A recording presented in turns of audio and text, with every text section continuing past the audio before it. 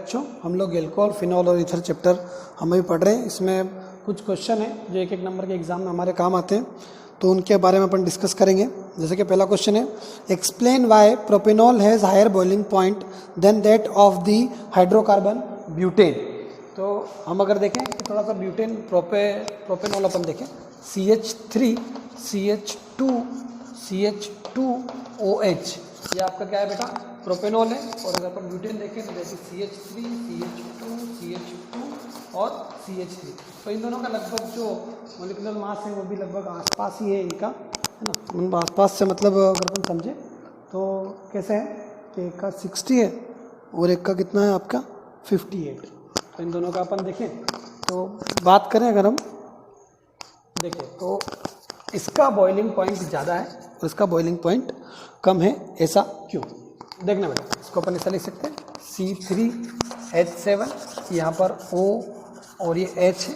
अब इसकी partial bonding कहाँ पर जा रही है, आपके अगले वाले C3H7 के साथ इसी तरीके से एक और पार्शियल बॉन्डिंग है, that is called, that partial bonding is known as hydrogen bonding. ये क्या कहलाएगी, आपकी हाइड्रोजन बॉन्डिंग कहलाएगी ये चीज़। देखें आप लोग, है ना, यहाँ से निकाल दिया ये, तो ये पार्शियल बॉन्डिंग इसके अंदर क्या होती है बेटा, हाइड्रोजन बॉन्डिंग होती है आपकी इसके अंदर। अब इस हाइड्रोजन बॉन्डिंग को अपन क्या समझ सकते हैं कि ब्यूटेन और propanol have comparable molecular mass like 58 and 60, but in propanol में सबसे बड़ी चीज़ क्या है आपके पास, पोलर OH बॉन्ड। क्या है बेटा, पोलर OH बॉन्ड है। Group is present due to which strong intermolecular hydrogen bonding. देखो, स्ट्रॉन्ग इंटरमॉलिक्यूलर हाइड्रोजन बॉन्डिंग कहाँ हो रही है, स्ट्रॉन्ग इंटरमॉलिक्यूलर हाइड्रोजन बॉन्डिंग ये आपकी H bonding, intermolecular hydrogen bonding आपकी यहाँ पर है। Exist between the molecules where in butane के अंदर क्या है, वीक वंडरवाल फोर्सेस होते हैं। ब्यूटेन के अंदर क्या रहते हैं बेटा, वीक वंडरवाल फोर्सेस रहते हैं। सिंपल अगर आप बात करें तो कोई भी अगर आप अपनी एल्केन ले लें तो इनके अंदर क्या है, वीक वंडरवाल फोर्सेस होते हैं, लेकिन इसके अंदर क्या होती है, strong hydrogen intermolecular hydrogen bonding होती है, जिसके कारण कि क्या बेटा शो करते हैं, प्रोपेनॉल के अंदर क्या होता है, हायर बॉइलिंग पॉइंट होता है। ठीक है, तो इस तरीके का अगर एग्जाम में क्वेश्चन आते हैं तो हमको उसको ऐसे डील करेंगे एग्जाम्स में हम लोग। अब इसी टाइप के और क्वेश्चन भी हैं, देखते हैं अपन कि क्या है question. Alcohol are comparatively more soluble in water than of hydrocarbon of comparable molecular masses. देखिए अब सेम, लगभग थोड़ा सेम ही क्वेश्चन है, छोटी सी बात इसके अंदर अलग होगी और ज़्यादा कुछ भी नहीं है। क्या बोल रहा है ये कि वाटर के अंदर सॉल्युबल है ज़्यादा, कौन, आपका अल्कोहल। तो अगर अपन देखें, ये मेरे पास क्या लिया मैंने, ये अल्कोहल ले लिया, और अगर अपन एल्केन ले तो CH3 ये आपका क्या ले लिया आपने, हाइड्रोकार्बन ले लिया, और ये अपन ने क्या ले लिया, अल्कोहल ले लिया। तो ये बोलना चाह रहा है कि H2O के अंदर, है ना, ये जो है ये ज़्यादा सॉल्युबल है और ये जो है सॉल्युबल कम है या इनसॉल्युबल है इसके अंदर। तो ऐसा क्यों, वाई, ऐसा क्या हुआ? देखो यहाँ पर ये चीज़ ही हुई है और कुछ भी नहीं है कि इसके पास में क्या है, C2H5 के पास में क्या है बेटा, हाइड्रोजन बॉन्डिंग है। देखिए आप लोग, है ना, इसके पास में क्या है, हाइड्रोजन बॉन्डिंग, ये चलती जा रही है और ये भी आपका क्या है, चलता जा रहा है। तो डेट ऑफ हाइड्रोजन बॉन्डिंग, ये हाइड्रोजन बॉन्डिंग है इसके अंदर, और वाटर के अंदर भी क्या है आपके हाइड्रोजन बॉन्डिंग है। तो ईजिली क्या होती है, मिसिबलाइज हो जाते हैं एक दूसरे में। अब हाइड्रोजन बॉन्डिंग है तो ये मिसिबल हो गया इसके अंदर, कौन, अल्कोहल इजीली मिसिबल हो जाएगा आपके किसके अंदर, वाटर के अंदर, due to presence of hydrogen bonding, है ना, इंटरमॉलिक्यूलर हाइड्रोजन बॉन्डिंग है दोनों के अंदर। लेकिन ये इसके अंदर क्या है, ऐसा कोई भी चीज़ नहीं है, that's why that is not soluble in water as compare to alcohol. तो वाटर और alcohol both are polar in nature. When an alcohol is dissolved in water, it forms hydrogen bonding with water by breaking its H bonding already exists between the water molecules. ठीक है, in hydrocarbon are non polar in nature. कैसे होते हैं, देखो ये तो polar होता है नेचर में, लेकिन ये कैसा होता है, नॉन पोलर होता है। ये नॉन पोलर होने के कारण क्या हो जाता है, वाटर में सॉल्युबल नहीं हो पाता, और ये जो रहता है आपका पोलर भी नेचर, इसके अंदर हाइड्रोजन बॉन्डिंग भी इजीली अवेलेबल रहती है इसके अंदर, that's why it gives solubility in water, लेकिन ये नहीं दे पाता है। बेटा एक बहुत इंपॉर्टेंट क्वेश्चन है आप लोगों का, अगर अपन देखें तो while separating a mixture of ortho and para nitrophenol by steam distillation, name the isomer which will be steam volatile and give reason. देखें आप लोग क्या बोलना चाह रहा है बेटा, ये आपको ये बोलना है चाह रहा है कि ऑर्थो नाइट्रोफिनॉल और पैरा नाइट्रोफिनॉल, अगर अपन देखें तो ये है आपका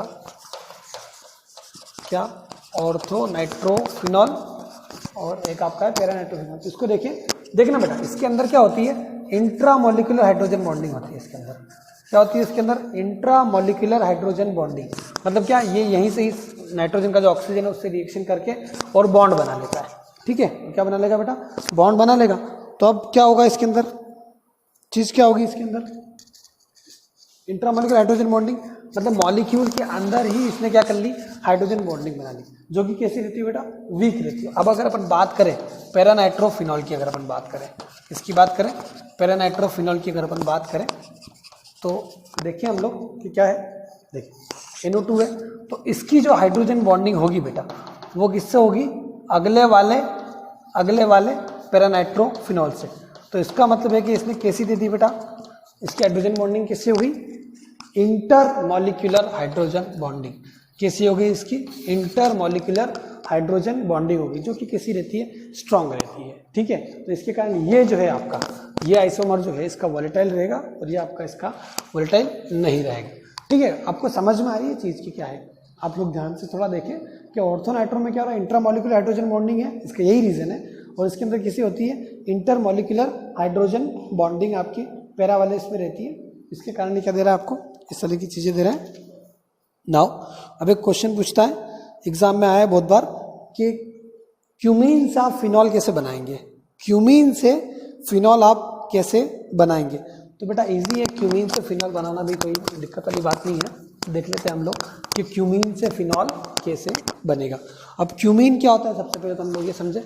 तो क्यूमीन बेटा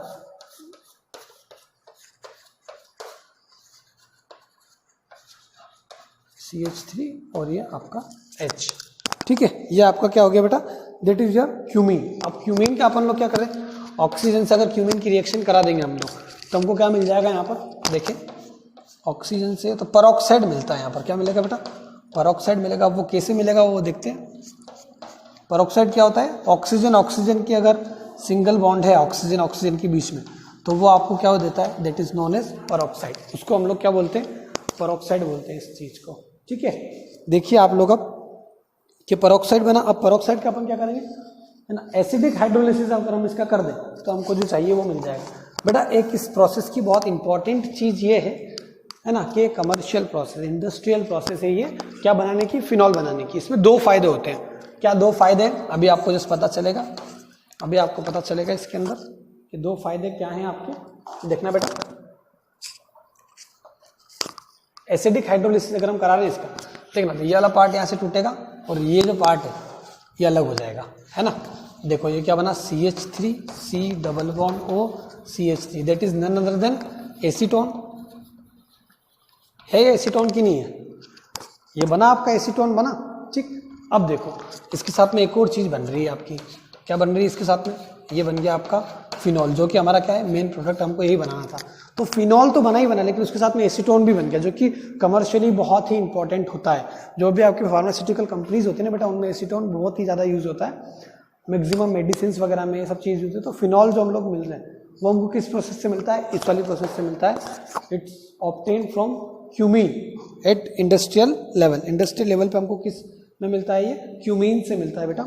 ये कुछ इंपॉर्टेंट रिएक्शन थी जो हमने डिस्कस करी बेटा। इस टाइप के क्वेश्चन है एग्जाम में अपन से पूछे जाते हैं मैक्सिमम। ठीक है, अब एक और क्वेश्चन एग्जाम में बहुत बार आया हुआ है कि अगर आप फिनॉल, अगर आप बेंजीन, फिनॉल आपको निकालना है, किससे, बेंजीन से आपको फिनॉल बनाना है, लेकिन आपको कंडीशन दे रखी है that you have to use H2SO4 and NaOH। Then आप लोग क्या करेंगे, ठीक है, कि आपको क्या यूज़ करना है, H2SO4 और NaOH ही यूज़ करके आपको बेंजीन से फिनॉल बनाना है। तो आप लोग क्या प्रोसेस फॉलो करेंगे, तो देखते हैं हम लोग क्या प्रोसेस फॉलो करेंगे। देखिए बेंजीन,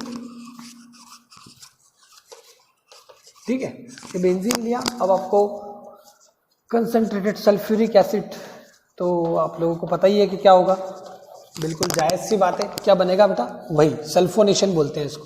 क्या बोलते हैं हम लोग इसको, सल्फोनेशन। क्या आ जाएगा ऊपर, SO3H, और यहाँ से जो H2O है ये बाहर हो जाएगा, है ना। SO3H अगर यहाँ से जुड़ा, देखो ये SO3H जुड़ा है तो OH बच रहा है ना।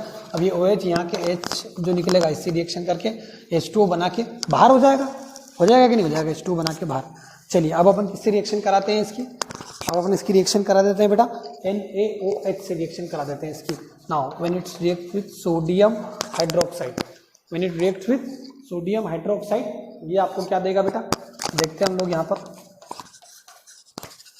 ये देखिए आप SO3 है ना, अब H और OH बना के बाहर हो जाएगा, तो यहाँ पे आगे क्या जुड़ जाएगा, देखो SO3Na, क्या बन गया ये SO3Na, ओके बन गया SO3Na। अब इसकी अगेन अपन किससे रिएक्शन करा देते हैं, इसकी रिएक्शन एक बार और करा दो आप सोडियम हाइड्रोक्साइड से, किससे करा दो इसकी रिएक्शन, सोडियम हाइड्रोक्साइड से, और अगर अपन करा देते हैं इसकी रिएक्शन तो क्या बाहर हो जाएगा NaHSO3, क्या बाहर हो जाएगा बेटा NaHSO3 बाहर हो जाएगा, तो यहाँ से निकाल दो, देखो NaHSO3 अगर अपन बाहर कर देते हैं यहाँ से तो अपने को क्या मिल जाएगा, देखो यहाँ पे NaHSO3 बाहर हो गया, तो ये जो ON है ये ऐसा कैसा जाके कहाँ अटैक करेगा यहाँ, और ये SO3 और ये एक H, NaHSO3, ठीक, ये आपका बाहर हो जाएगा, और क्या बचा है यहाँ पर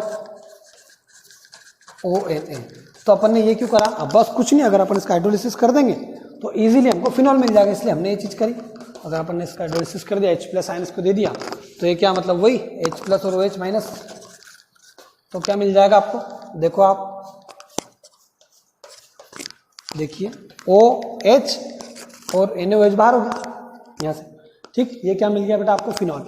तो इस तरीके से हम लोग क्या निकाल सकते हैं बेटा, बेंजीन से हम लोग फिनॉल बना सकते हैं, अगर हमको कंडीशन दे रखी हो H2SO4 कंसंट्रेटेड यूज करना है और NaOH यूज करना है तो। Okay, thank you.